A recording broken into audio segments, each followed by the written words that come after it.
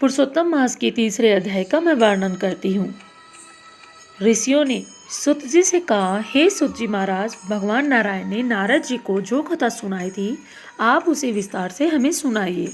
सुत जी बोले, हे ऋषियों, जैसे नारायण जी ने नारद जी से कहा, वह सब मैं उसी तरह आपको सुनाता हूँ। भगवान नारायण ने कहा था, हे नारद, महाभारत के युद्ध से 14 वर्ष पहले दुर्योधन और शकुनी ने जुए में छल करके धर्मराज युधिष्ठिर से सब कुछ छीन लिया था। दुर्योधन के कहने पर दुशासन ने द्रौपदी को साड़ी पकड़कर भरी सभा में खींचा। तब भगवान श्री कृष्ण ने उसकी रक्षा की थी।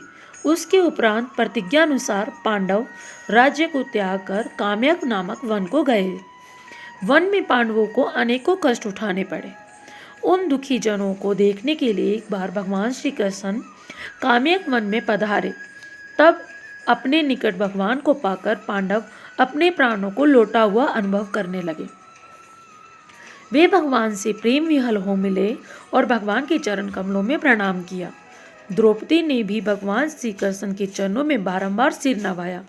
उसी समय भक्त वत्सल विश्व आत्मा भगवान श्री कृष्ण बहुत दुखी हुए और धृतराष्ट्र के पुत्र दुर्योधन आदि को भस्म कर डालने की इच्छा से कोप करने लगे। अर्जुन भगवान श्री कृष्ण के इस विभत्स रूप को देखकर कांप उठे।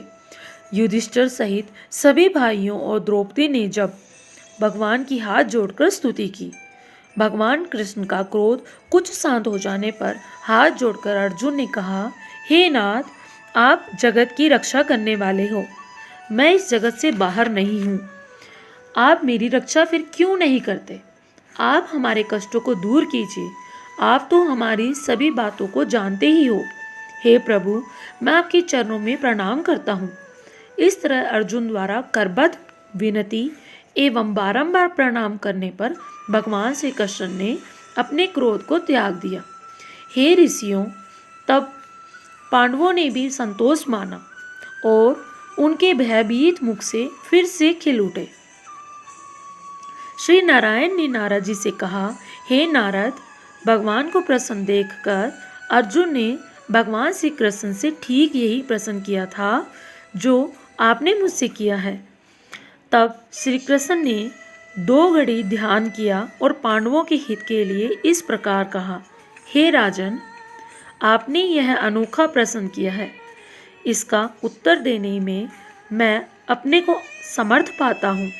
चैत आदि मास, पक्ष, नाड़िकाएँ, याम, त्रियाम, ऋतु, मुहूर्त, उत्तरायण, दक्षिणायन, वर्ष, युग, परार्थ, अंत और इनमें से परे नदी, संयुक्त झील, कुएं, बावड़ी, पल्लव, निर्जर, लता, वृक्ष, औषधि, बांस वृक्ष, वनस्पति, पुर, ग्राम, नगर, पर्वत आदि सब के सब मूर्तिमान हैं और अपने अपने गुणों के कारण पूज्य हैं।